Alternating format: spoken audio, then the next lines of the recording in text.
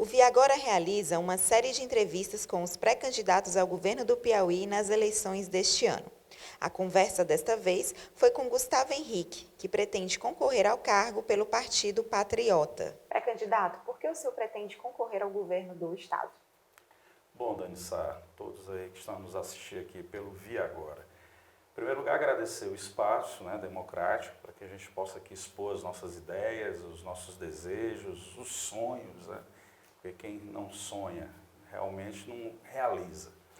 Bom, Dani, eu, como gestor partidário recente no Patriota, eu estou há mais ou menos 60 dias, recebi uma missão de reestruturar o partido no Piauí, uma missão que foi convidada pelo vice-presidente nacional Júnior Marreca, ex-deputado federal, pai do deputado federal Marreca Filho, em conjunto com o nosso presidente nacional Vasco Rezende, que é uma gestão compartilhada, para que nós pudéssemos imprimir um novo estilo de fazer política e fortalecimento da nossa legenda no Piauí.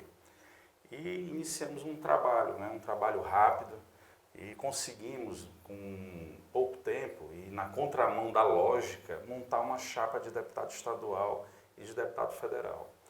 E dentro dessa lógica, nós colocamos o time em campo.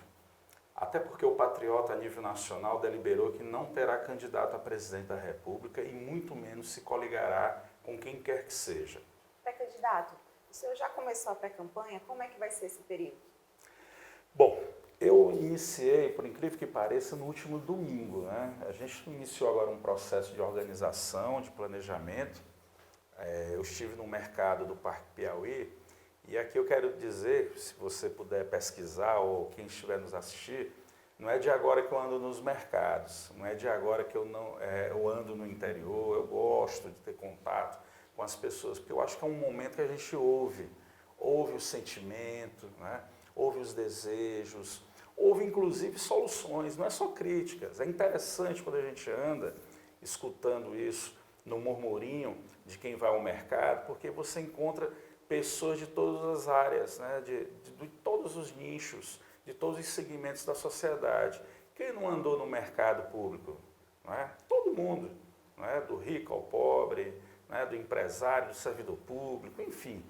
Então é um local realmente amplamente democrático. Então eu estive com parte do nosso grupo tomando um café da manhã no mercado do Parque Piauí, demos uma boa caminhada, visitei alguns colegas, amigos que comercializam no mercado, conversei com algumas pessoas do povo, naturalmente, pessoas que nos conhecem, outras que não nos conhecem, ouvindo e colocando e dizendo, somos pré-candidato a governador do estado do Piauí.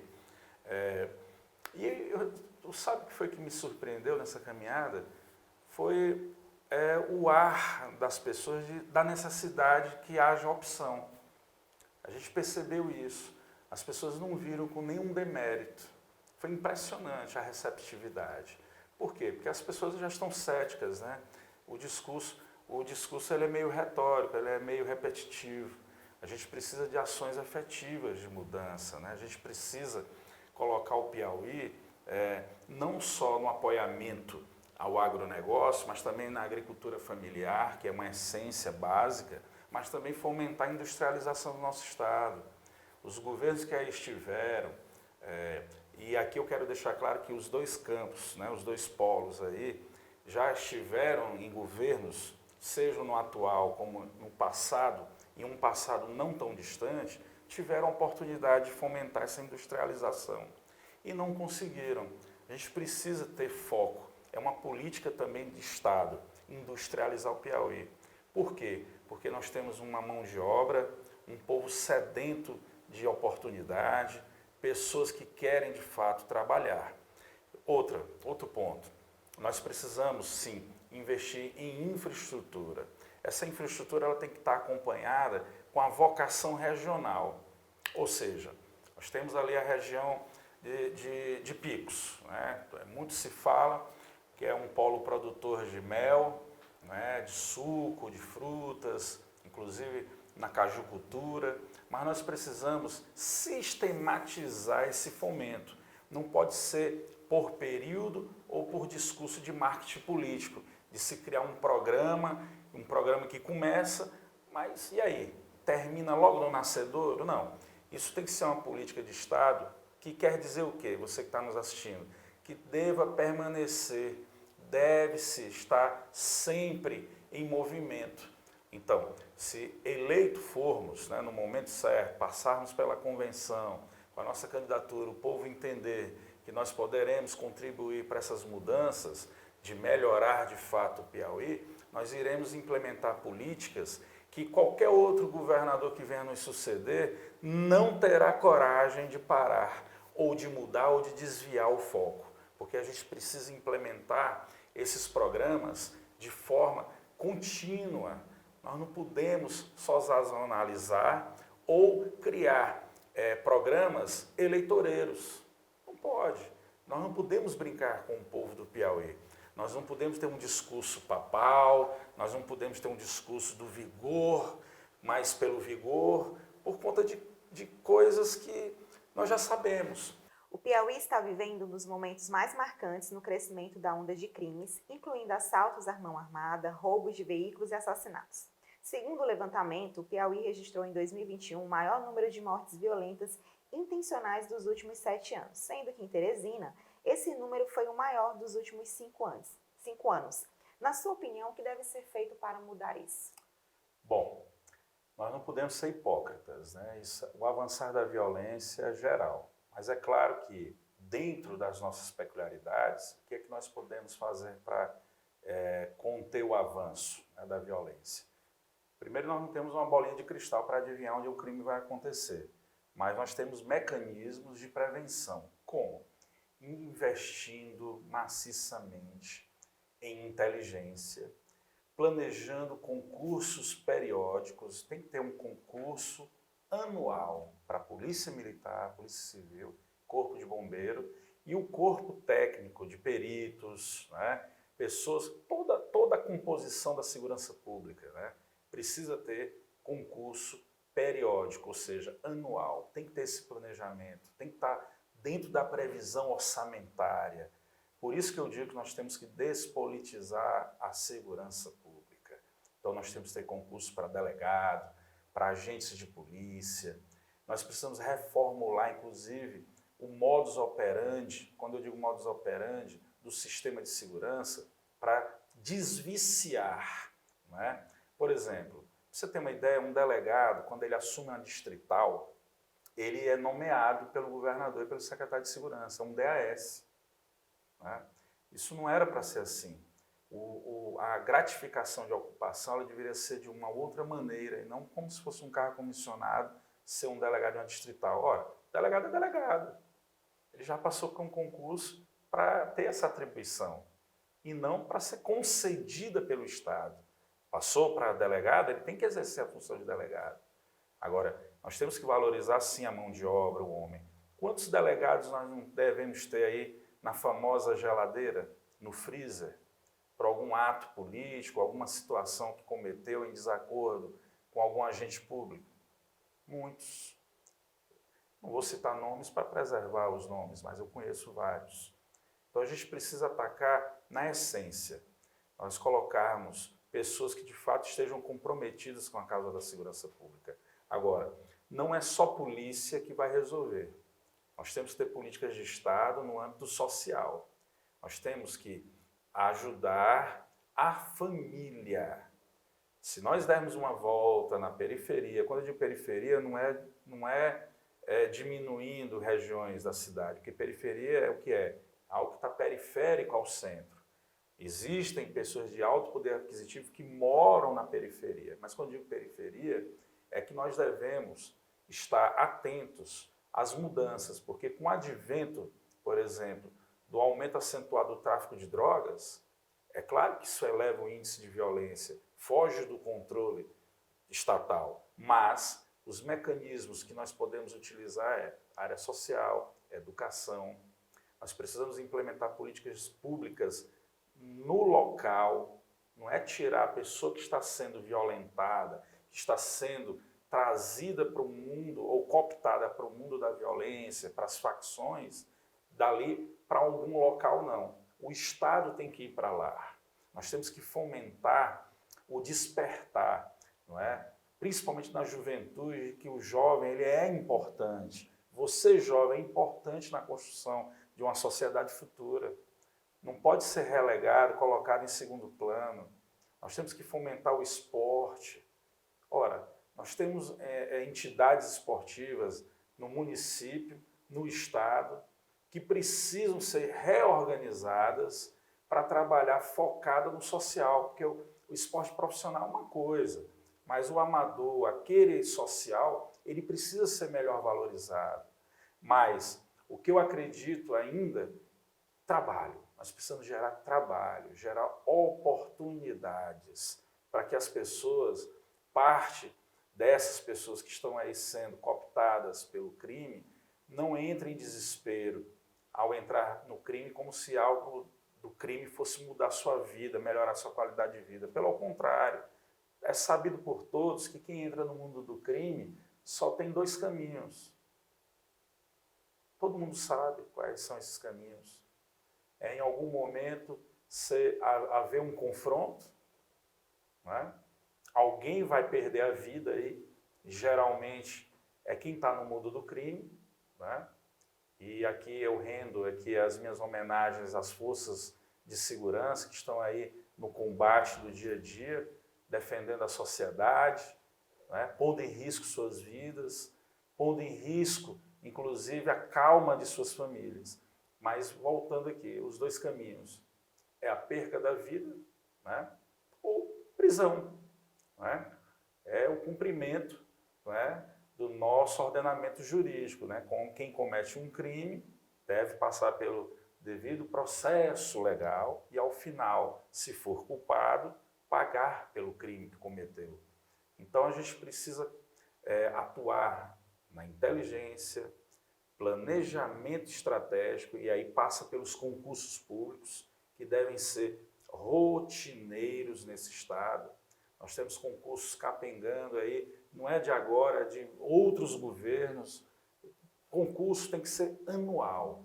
Quantos policiais, quantas pessoas que trabalham dentro do sistema de segurança pública, e aqui vale também para os policiais penais, né, os agentes de segurança das instituições penais, se aposentam ou fazem outro concurso, morrem, ou de causas naturais, ou dentro do próprio trabalho.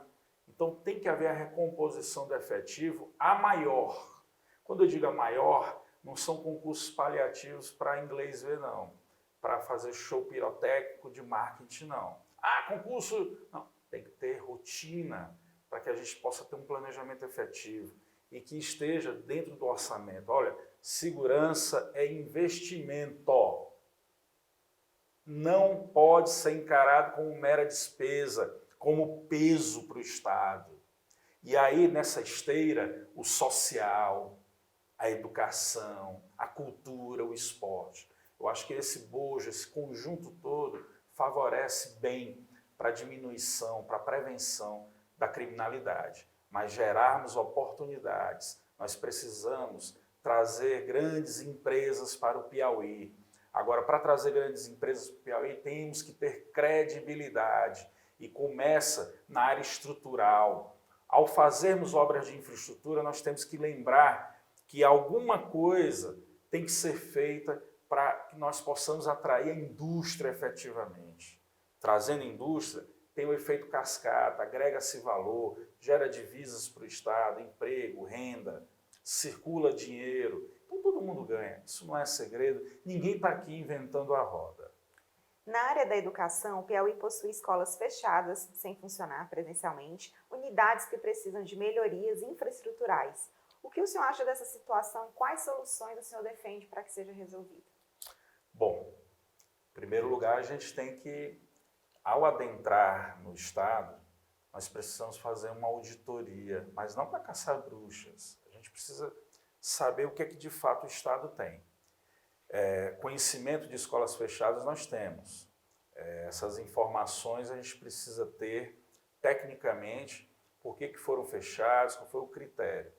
Bem recentemente eu fiquei sabendo, eu já conheço até a escola, foi relembrado uma escola lá do Jacinto Andrade, que foi inaugurada bem pouco tempo e recentemente foi lembrado que ela ainda continua fechada. Houve aí da inauguração para cá a pandemia. Não sei o que é que a Secretaria Estadual de Educação reserva para esta unidade escolar, mas algo precisa ser feito. A pandemia, já se foi. O prédio precisa ser ocupado. Se não for utilizado por uma escola para atender a comunidade estrategicamente, mas tem que ser dado um destino, um uso efetivo para aquele prédio. Ou para uma ação social, enfim, tem que ter uma finalidade. Mas aí, como eu disse, nós temos que despolitizar também a educação. A educação ela precisa ser regida de forma técnica, plena, né? Com políticas de Estado. Nós precisamos avançar. Os investimentos em educação, todo o dinheiro para a educação ainda é pouco. Nós precisamos valorizar os professores, aqueles que fazem a educação como um todo, desde o vigia ao porteiro, enfim, a todos, a merendeira, precisam ser valorizados. E aqui eu aproveito para te dizer que dentro do planejamento de governo que estamos a realizar, nós vamos fazer um estudo para uniformizar salarialmente a todos do Poder Executivo, de acordo com o seu nível de escolaridade e de trabalho. Não adianta a gente ter alguém lá na saúde ou na Secretaria de Fazenda, um motorista da Secretaria de Fazenda, ganhando 3, 4, 5, 6, 8, 10 vezes mais do que um motorista da educação. A gente precisa uniformizar isso, colocar uma trava para não haver discrepâncias, não é? E aqui eu quero deixar claro que todo salário ainda é pouco, para quem quer que seja servidor público ou privado. Eu acho que a gente tem que trabalhar para que todos ganhem bem, dentro do possível. Agora a gente precisa equalizar isso. Há muitas discrepâncias salariais dentro do Estado. A gente precisa uniformizar, criar uma uniformização, até porque tem pessoas que trabalham, por exemplo, na educação, como já estamos falando do tema educação, que tem uma determinada função que ganha bem menos do que alguém que está lá na saúde ou na fazenda, enfim. A gente precisa fazer uma busca disso e fazer um aprimoramento. Talvez não dê para fazer isso na velocidade que desejamos, mas à medida que o tempo for passando, que formos implementando políticas de Estado, nós vamos equalizando e uniformizando isso, para que chegue um determinado momento dentro do Estado do Piauí, todos que têm o mesmo nível, funções parecidas, ganhem igual. É muito injusto, é muito injusto. A gente precisa ter essa clareza, ninguém é melhor do que ninguém. A gente precisa valorizar todos de forma igual. Eu penso assim. Pré-candidato, a rede de saúde estadual enfrenta problemas como falta de medicamentos, de material de trabalho, de profissionais e até de infraestrutura em alguns hospitais. Na sua avaliação, o que pode ser feito para sanar isso? Bom, mais uma vez, em chegando ao governo, no devido momento, depois das convenções, se o povo do Piauí assim desejar que nós estejamos no comando do Estado, do Poder Executivo, nós iremos fazer uma radiografia profunda. Porque agora, durante a pré-campanha, nós temos dados.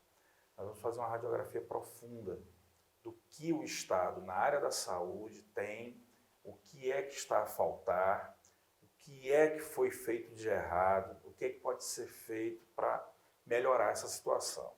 É sabido por todos, isso é recorrente, que precisa haver uma continuidade, uma rotina, por exemplo, dos medicamentos excepcionais. Nós precisamos fazer uma seleção daquela demanda maior, para que não haja falta. A gente sabe que existe o processo legal licitatório, mas quando a medicação já estiver acabando, o estoque, se aquela licitação não permite mais a aquisição, aí entra a história do planejamento. Se já está sabendo que vai faltar no futuro, preventivamente vamos fazer com que a burocracia ande, para que quando aquele medicamento excepcional, aquela pessoa que precisa, que não pode esperar, falte, não pode faltar. Então tem que ter continuidade, rotina. Nós não podemos aqui priorizar uma coisa, despriorizar outra em determinado momento, não. Na saúde, tudo é prioridade. Nós precisamos melhorar o sistema de saúde regionalmente. Alguma coisa já foi feita? Já foi feita. Eu não posso fechar os olhos. Havia hospitais em determinadas regiões do Piauí em condições péssimas. Houve ação de outros agentes públicos a denunciar, a requerer? Houve. Houve alguma mudança? Houve alguma mudança. Foi alcançado o objetivo? Claro que não. Muita coisa precisa ser feita. Agora, a gente precisa colocar pessoas comprometidas. Aí vem aquela história de novo. Precisamos despolitizar também a saúde, para que não coloquemos estrutura da saúde a serviço de poucos. Nós temos que colocar a serviço de todos. A saúde pública, ela é prioridade, acompanhada de outras políticas públicas, de prevenção, naturalmente, e os municípios serem, de fato, parceiros. Nós temos problemas, inclusive, com repasses. A gente precisa trabalhar dentro, né, do real os repasses devidos aos municípios e fiscalizar também. O Poder Executivo Estadual, através de sua controladoria, porque ela não funciona só para fiscalizar ou coordenar ações internas do governo do Estado, ela também pode ser impulsionadora de fiscalizações da aplicação dos recursos públicos oriundos da partilha do Estado para os municípios. E aí serem tomadas as devidas providências. Por quê? Porque quem não pode ser penalizado é a população, que já está cansada. A população não aguenta mais tanto descaso. Pré-candidato, dentre Lula, Bolsonaro, Ciro e Dória, em qual palanque o senhor vai subir? Qual deles vão subir no meu palanque? Tem algum deles que vai subir no meu palanque? Hein? Dani sabe. Bom, como eu disse, eu respeito a todos. Tá? Eu não vou aqui, como alguns outros pré-candidatos a governador, usar um discurso violento. Eu acho que a gente pode dizer tudo para a população, mas nós devemos saber como dizer. Tá? Então, assim, respeito a todos os pré-candidatos, eu vou seguir a orientação do meu partido, vou me posicionar no momento certo. Se houver um segundo turno, aí sim, o partido deverá tomar alguma posição, é claro, porque até eu sou um combatente da omissão. Nós não podemos ser omissos.